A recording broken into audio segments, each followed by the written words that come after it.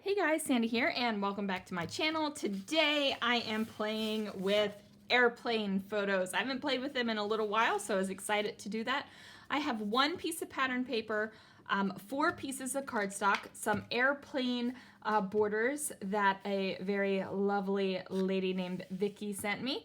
And then I'm going to use this sketch. It's not even Follow a Sketch Friday, guys, and I'm going to be using this sketch. I don't know how far I'm actually going to follow it. It's probably going to be like inspired by this sketch. Let's see what I can do.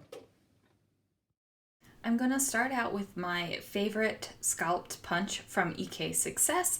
It's actually supposed to be one of those embossing and cutting things.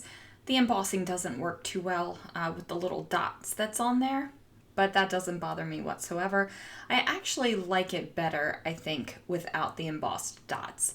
So I'm using this sheet of linen textured cardstock, and it is a thinner cardstock. It's from Michaels. It's a Recollections one, but I totally dig the blue color of it, and I like the texture of it. So we are going to go with it.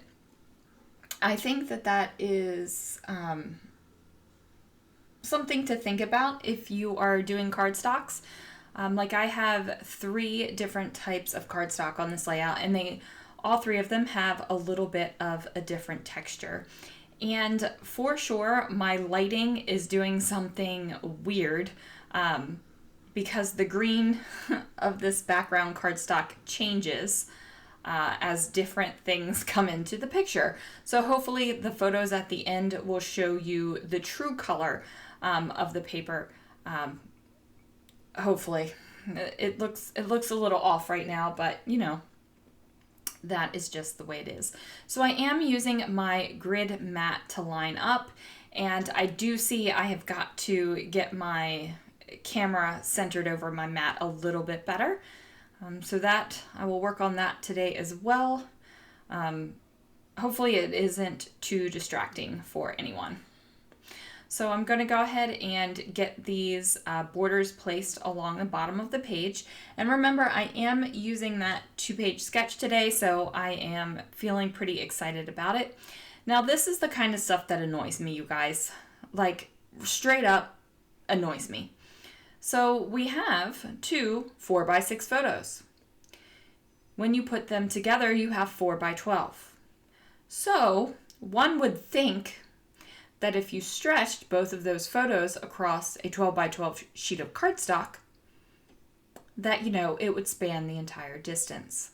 But it does not. So I don't know if the cardstock is a little bit large or the photos are a little bit small. I did not care to figure that out. All I know is that I trimmed off that little bit of excess. So if it isn't a entirely full 12x12 page anymore because I trimmed off the excess, so be it. But these are the things that stress me out in my scrapbooking world. And it probably doesn't need to. It's probably one of those things where you're just like, trim it and deal with it, Sandy. But it does. It grinds my gears. It just pushes that little button. Everyone has one of those little buttons that it just sets you off. And boy, I'm talking about it and I think I'm getting more angry about it. I need to get over it. But anyway, that is one of the things that set me off. It just drives me insane. Insane. So here we go. I am using that getaway paper with these colorful airplanes. You guys know me. I love me a good airplane paper. It just makes me happy. I do love scrapbooking airplanes, and my love of scrapbooking airplanes comes from the joy that airplanes bring my husband. So ever since my husband was a small child, he has loved aircraft. He just has loved them. And he made it into his career. So even though that is his childhood love, and he's made it into his career, he still loves them. He still gets excited over airplanes, which I think is fantastic. So he loves them so much, and it's not that I've taken on his love of airplanes, but I really just enjoy them. And I think I enjoy his love of it. it makes me happy. So when we went to the Castle Air Museum for his birthday, it was awesome. His favorite airplane was there. We got to tour Air Force One, one of the previous Air Force Ones, not one of the current ones. And he just, he talked to a mechanic that was there. He talked to the pilots that were there, and it was just good, and it was just an amazing time. So I am still working on Castle Air Museum photos. This has been over a year now, and I just need to get them finished. It just to wrap up the albums, really, so I can just say that project is done, and that will make me super happy.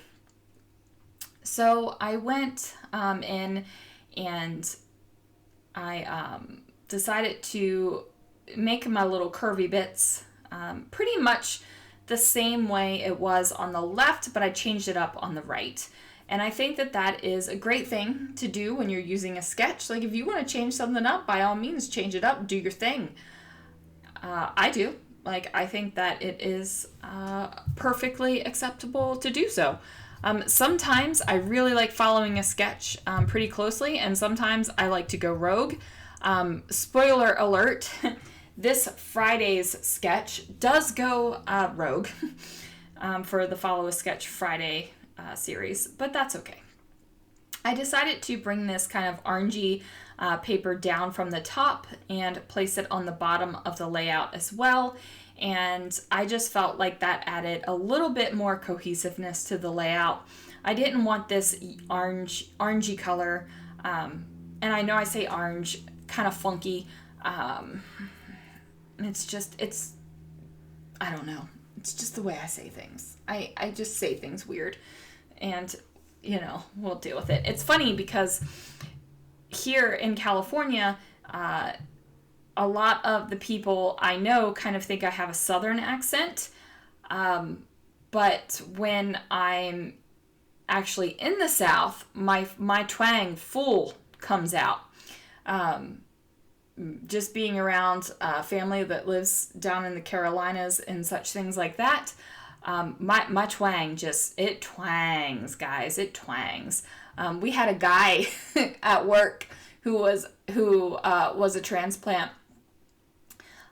from the southeastern United States, and he twanged, and if I talked too much to him, I started twanging. And it was funny because people were thinking I was making fun of him, but I totally wasn't. Like, the twang just comes out. It's true. Where you live affects your accent. And yeah, so enough about that. I'm just talking about weird stuff now. I'm not even talking about airplanes or the layout or what I'm doing. And I don't even know how I got on this tangent. I would have to watch my video to figure out how I got here, because I'm not sure. Okay, let's just move on. So these are some airplane borders, and they are fabulous.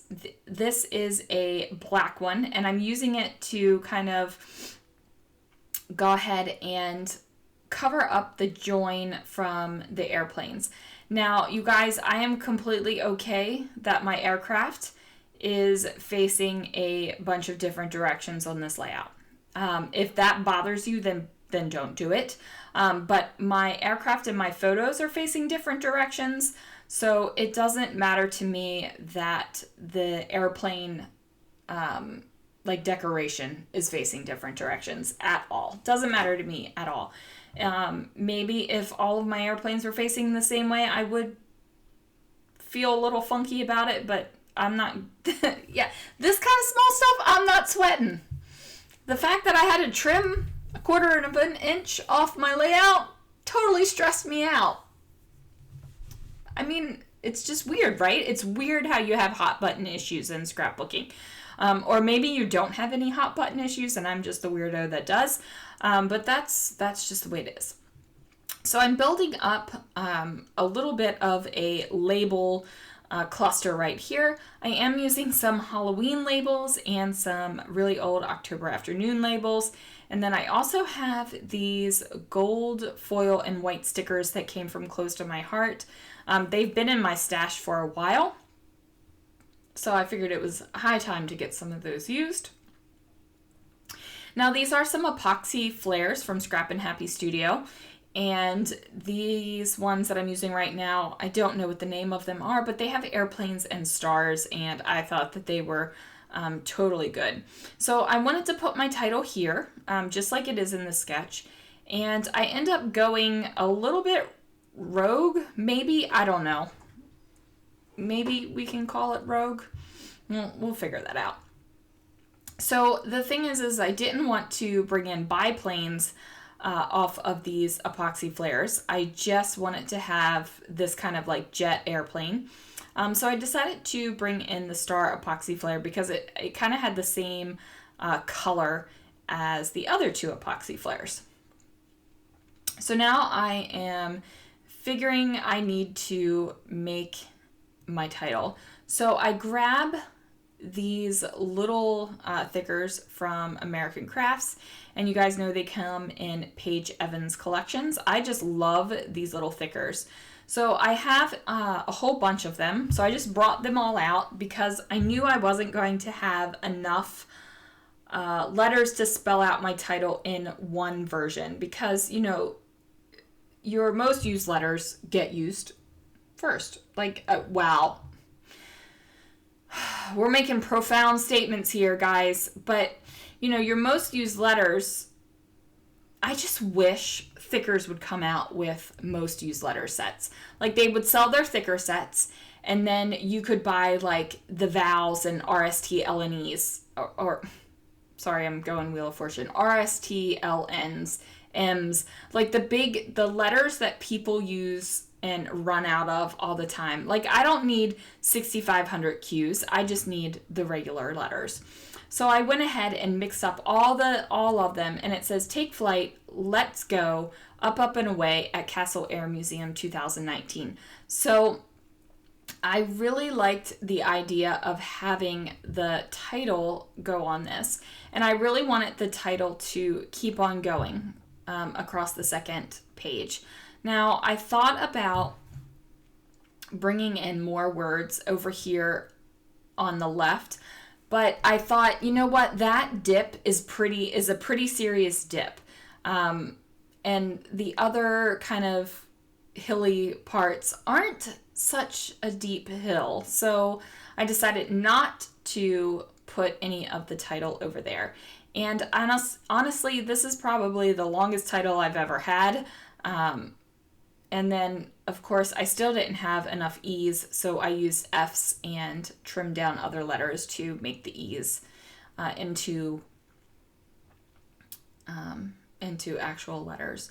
So I'm going to do a little bit of a label cluster over here, which is just a smaller cluster of what I had at the bottom. And then I grabbed some Project Life grid cards, and I'm going to trim that down to put it here. Just like the sketch has its journaling area there. I tuck it underneath of the photo,